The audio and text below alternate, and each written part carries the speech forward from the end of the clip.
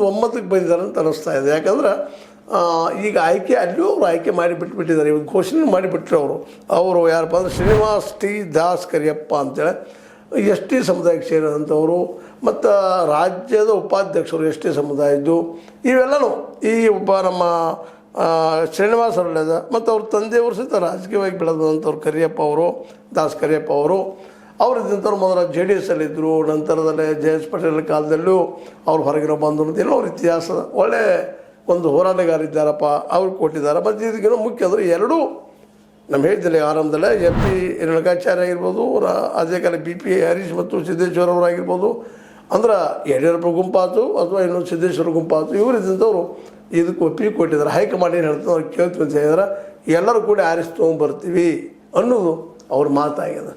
ಅದು ಇನ್ನು ಇನ್ನೊಂದು ಮಾತಿನ ಗಮನಿಸ್ಬೇಕಾದ್ರೆ ಹೇಳಿದಲ್ಲ ಆರಂಭದಲ್ಲಿನ ಬಿ ಜೆ ಪಿಗೆ ಮಾತ್ರ ಇದು ಏನಪ್ಪ ಅಂದ್ರೆ ಬಹಳ ಮುಖ್ಯ ಅಂತ ಚುನಾವಣೆ.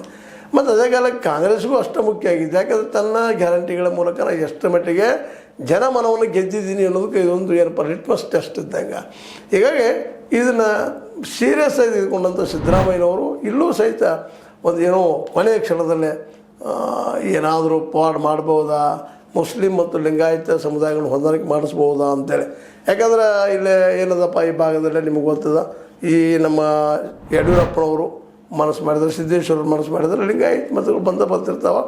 ಜೊತೆಗೆ ಆದಿವಾಸಿ ಸಮುದಾಯ ಅಥವಾ ಎಸ್ ಟಿ ಸಮುದಾಯ ಜನರದು ಸಹಜವರು ಹಿಂದೂದವರಿಂದ ಅಹಿಂದ ಪ್ಲಸ್ ಲಿಂಗಾಯತ ಕೂಡಿದಪ್ಪ ಅವ್ರು ಗೆಲ್ಲುವ ಸಾಧ್ಯತೆಗಳು ಹೆಚ್ಚದ ಅಂತೇಳಿ ನಮ್ಮ ಶ್ರೀನಿವಾಸ್ ಟಿ ದಾಸ್ ಕರಿಯಪ್ಪ ಅವ್ರಿಗೆ ಕೊಟ್ಟಿದ್ದಾರೆ.